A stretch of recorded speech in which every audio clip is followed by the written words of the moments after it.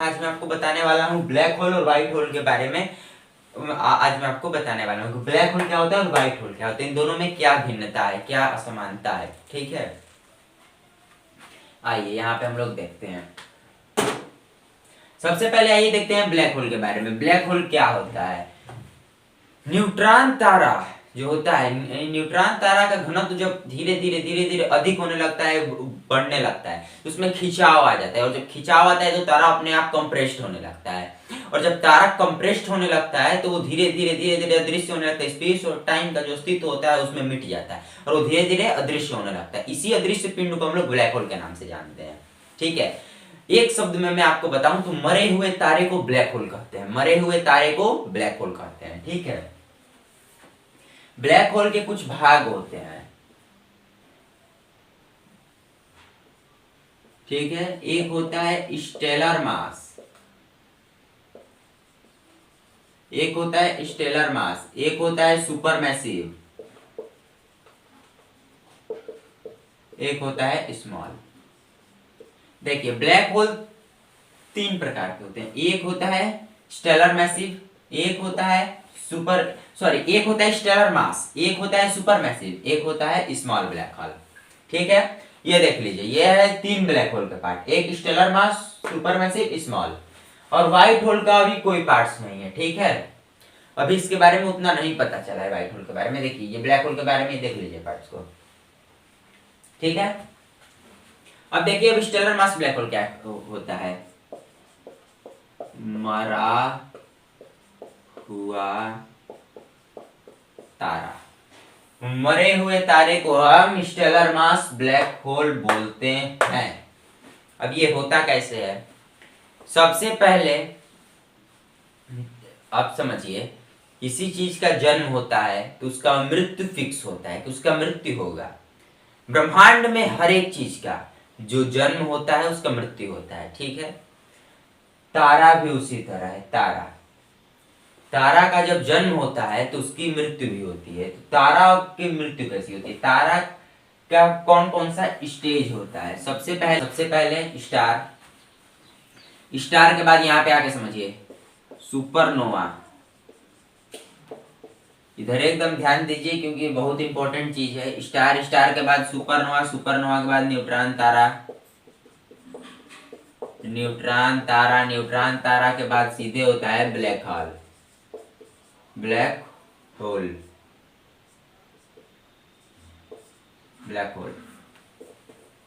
ठीक है, सबसे पहले तारा, तारा के बाद सुपरनोवा, सुपरनोवा के बाद न्यूट्रॉन स्टार, न्यूट्रॉन स्टार के बाद ब्लैक होल। ये तारा की प्रक्रिया है, उसके जन्म की, स्टार की। ठीक है, अब देखिए इधर से हम लोग समझते हैं न्यूट्रॉन तारा के बारे में एक बार, उसके बाद ब्लैक होल के बारे में, ताकि अच्छी तरीके से समझ में आ जाए ब्लैक होल। जब न्यूट्रॉन तारा का डेंसिटी हाई होने लगता है, मैंने आपको बताया डेंसिटी हाई होने लगता है यानी घनत्व बढ़ने लगता है, तो इसमें एक खिंचाव आ जाता है जिससे कि तारा अपने आप कंप्रेस्ड होने लगता है और वो ब्लैक होल बन जाता है। ठीक है, उसे हम लोग स्टेलर मास ब्लैक होल बोलते हैं। स्टेलर मास ब्लैक होल के नाम से जानते हैं।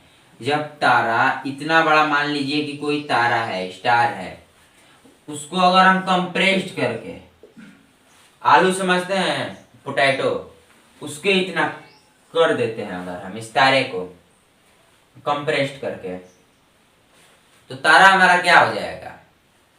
तारा हमारा ब्लैक होल बन जाएगा।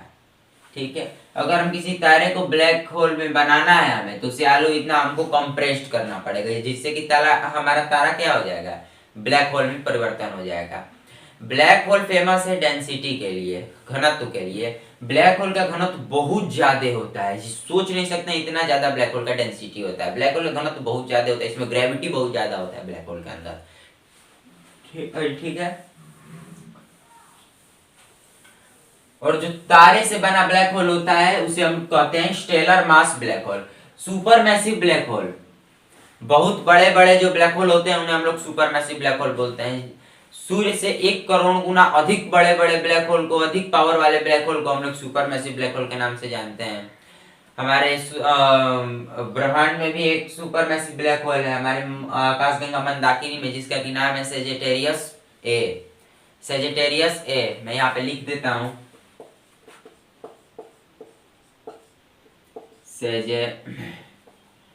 सेजिटेरियस है, सेजिटेरियस, टेरियस, सेजिटेरियस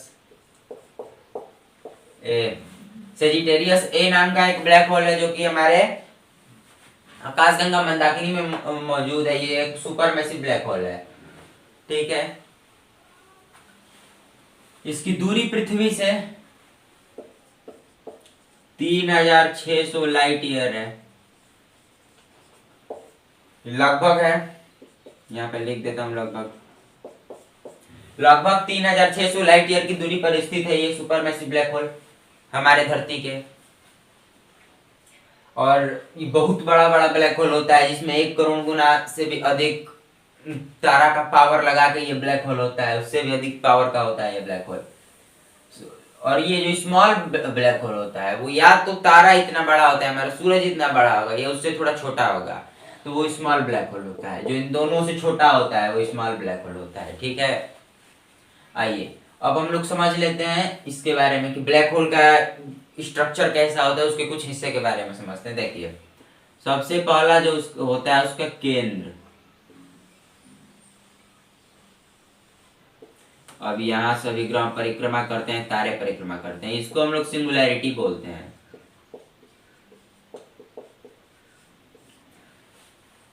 ब्लैक होल के केंद्र को सिंगुलैरिटी पॉइंट के नाम से जाना जाता है। ब्लैक होल का केंद्र समझते हैं जो उसका अदृश्य भाग होता है, जिसमें कि ब्लैक होल का सारा द्रव्यमान होता है। द्रव्यमान समझते हैं मास। इस मार्कर को बनाने में जितना प्लास्टिक लगा है, जितना इंक इसमें लगा हुआ है अभी, ये सारा इसका द्रव्यमान होगा, ठीक है। इस शॉट को बनाने में जितना धागा लगा है उस सब को अगर हम नापें, सबको तौलें, हर चीज मतलब कर दें उस धागे का कि इसमें कितना धागा लगा है, क्या क्या हुआ है, इसमें कितना धागा है, इसमें कितना बटन है, उन सबको जब हम नापेंगे तो उसका जो वैल्यू आएगा वो द्रव्यमान होगा हमारा। ये कितना प्लास्टिक से बना है, इसमें कितने प्लास्टिक का यूज किया गया है, वो सब होगा। स्टील का कप देखें, स्टील के कप में कितना ग्राम स्टील यूज किया गया है, या फिर इतना बड़ा बड़ा होगा तो कितना किलो यूज किया गया है, ठीक है। तो जिसमें जितना उसका जो जिस चीज से वो बना होता है वो मटेरियल का वैल्यू कितना है, उस चीज को जब हम नापते हैं तो वो हमारा द्रव्यमान होता है, ठीक है। जैसे कि आपका वेट है 50 किलो, ठीक है, मान के चलिए आपका वेट है 50 किलो, तो 50 किलो आपका वेट नहीं है, आपका वजन नहीं है, वो आप अपना द्रव्यमान बता रहे हो 50 किलो, ठीक। तो यही होता है द्रव्यमान। तो ब्लैक होल का जितना द्रव्यमान होता है, उसके जितना भार, जितना पावर होता है, उसके सब सिंगुलैरिटी के अंदर होता है। ब्लैक होल खतरनाक थोड़ी है, उसका सिंगुलैरिटी बहुत खतरनाक है। ब्लैक होल का इससे कोई मतलब नहीं है, इसमें कुछ भी चला जाएगा। हम लोग चाहेंगे इसमें अपना रॉकेट लगा सकते हैं, सैटेलाइट लगा सकते हैं, लेकिन जहां सिंगुलैरिटी को टच किया एकदम से सिंगुलैरिटी उसे खा जाएगी। लाइट को तक नहीं छोड़ती है, लाइट को भी खा जाती है, वो खाएंगे, लाइट को भी ये खा जाती है सिंगुलैरिटी, ठीक है। ब्लैक होल का तस्वीर इसीलिए कोई नहीं ले रहा पाता। पहले ब्लैक होल भी थ्योरी ही थी एक, ब्लैक होल भी वास्तविक पहले नहीं माना गया था कि क्या ब्लैक होल वास्तव में होता है या नहीं होता है। फिर एक फोटो लिया गया ब्लैक होल का, ब्लैक होल की तस्वीर देखिए कैसे लिया गया। तो ब्लैक होल का तस्वीर नहीं आ रहा था क्योंकि टोटली ये काला होता है, इसका जो सिंगुलैरिटी होता है, पर उसके आसपास लाइट आती है, उसके इवेंट होराइजन तक लाइट आती है, और इवेंट होराइजन तक का तस्वीर ले लिया गया। और ये जो ब्लैक होल का जो सिंगुलैरिटी रहा ये काला रहा। अब देखिए इवेंट होराइजन क्या होता है, इसका जो सबसे बाहर वाला ये होता है ना, सिंगुलैरिटी के बाद सबसे ये जो बाहर वाला होता है इसका भाग, जो इसका बाहरी क्षेत्र होता है सिंगुलैरिटी के बाद, इसका जो सीमा होता है उसे हम लोग इवेंट होराइजन के नाम से जानते हैं, इवेंट होराइजन के नाम से जानते हैं, ठीक है। इसे हम लोग किस नाम से जानते हैं, इवेंट होराइजन के नाम से जानते हैं। तो यहाँ तक तो लाइट आ सकती है, लेकिन उसके बाद लाइट नहीं आ सकती। यहाँ तक कोई भी ग्रह तारा परिक्रमा कर सकता है, लेकिन अगर इसके बाद कुछ भी है, चाहे वो ब्लैक होल से बड़ा ही क्यों ना, वो अपने अंदर खा जाएगी, ठीक है। गुंडा देखे हैं बदमाश, वो कितना भी पावरफुल हो, कितना भी कमजोर हो, मान लीजिए कि कमजोर है, लेकिन दिखाने का प्रयास करेगा कि हम सबसे ताकतवर है। इससे कोई बड़ा भी रहेगा ना तो इससे भी भिड़ जाता है। क्या जाने, मान लो अगर जीतिए गए, तो इससे भी पावरफुल हो जाएंगे। उसी तरह ये ब्लैक होल है हमारा, इससे भी कोई पावरफुल चीज अगर आ जाएगी ना इसको सिंगुलैरिटी में, तो उसको भी ये क्या करेगा, खा जाएगा। और ग्रह तारा को तो खैर वो तो बात ही है, उसको तो छोड़ेगा ही नहीं। ठीक है, अब आइए हम सबसे पहले देखते हैं, यहाँ पे सिंगुलैरिटी हो गया, इवेंट हो यहाँ पे हमारा इवेंट होराइजन हो गया। अब ये हर चीज को खा जाएगी, ये लाइट को भी खा जाती है, और जब ये लाइट को सोख लेता है इसको सिंगुलैरिटी, मतलब हर चीज को ये सोख लेगा, क्योंकि लाइट को रिफ्लेक्ट नहीं कर पाता है, जो कि लाइट कहीं चली जाती है। यहाँ पे आप एक कमरे को बंद रखिए, एक छोटा सा यहाँ पे छेद कर दिए, उसमें से लाइट चली जाएगी, लेकिन ये क्या करता है, लाइट को खा जाता है। अब देखिए, जो हर पॉजिटिव चीज होती है तो उसका नेगेटिव भी होता है, अगर कोई पॉजिटिव चीज होगी उसका नेगेटिव भी होगा। इसका मतलब क्या है कि दुनिया में हर चीज का अपोजिट है, दुनिया में हर चीज का अपोजिट है। ठीक है, दुनिया में क्या है, हर चीज का अपोजिट है। डोरेमोन देखे हैं, डोरेमोन में होता क्या है कि एक दिन डोरेमोन चला जाता है अपोजिट प्लेनेट पे, यानी उल्टा ग्रह पे, वहां पे हर चीज उल्टा है। जो लड़का था वो लड़की बन गया, जो लड़का था वहां पे वो लड़की बन जाता है। नोबिता लड़का होता है लेकिन उस प्लेनेट पे जाके लड़की बन जाता है। डोरेमोन लड़का होता है, वहां पे जाके क्या बन जाता है, लड़की बन जाता है। ठीक है, मतलब क्या उसमें दिखाने का क्या प्रयास किया गया है कि एक अपोजिट ग्रह है, ठीक है, जिसमें कि हर चीज उल्टा होता है उसके प्लेनेट से। हमारे अर्थ का एक अपोजिट है, हमारे अर्थ का क्या है, एक अपोजिट है, जिसमें कि हर चीज उल्टा होता है। तो वैसे रियल में होता है या नहीं होता है हम नहीं कुछ बता सकते हैं, ठीक है, लेकिन किसी भी चीज को माना नहीं कर सकते साइंस में कि होता है या नहीं होता है। ये अल्बर्ट आइंस्टीन ने कहा था कि ब्लैक होल के अंदर सारे फिजिक्स के नियम, जो आज जितने फिजिक्स के रूल होते हैं, जितने फिजिक्स के लॉज होते हैं, जितनी थ्योरी आज सब खत्म हो जाती हैं, सारे नियम टूट जाते हैं फिजिक्स के अंदर। ठीक है, ब्लैक होल के अंदर सारे फिजिक्स के नियम टूट जाते हैं। आइए अब देखते हैं यहाँ पे व्हाइट होल के बारे में कुछ समझते हैं। आइए, व्हाइट होल हमारा क्या होता है, इधर ब्लैक होल का तो काम हमने कर लिया। देखिए व्हाइट होल, आपको मैंने बताया था हर चीज का अपोजिट होता है, उसी तरह ब्लैक होल का व्हाइट होल है। क्या नाम है उनका, कौन से हॉकिंग थे, स्टीफन हॉकिंग। ठीक है, स्टीफन हॉकिंग ने बताया था हमें कि ये जो ब्लैक होल है, अगर ये किसी चीज को अपने अंदर सोखता है, यानी कि अपने अंदर खींचता है, तो उसका अपोजिट भी होगा, वो छोड़ेगा भी जरूर, उस चीज को निकालेगा भी।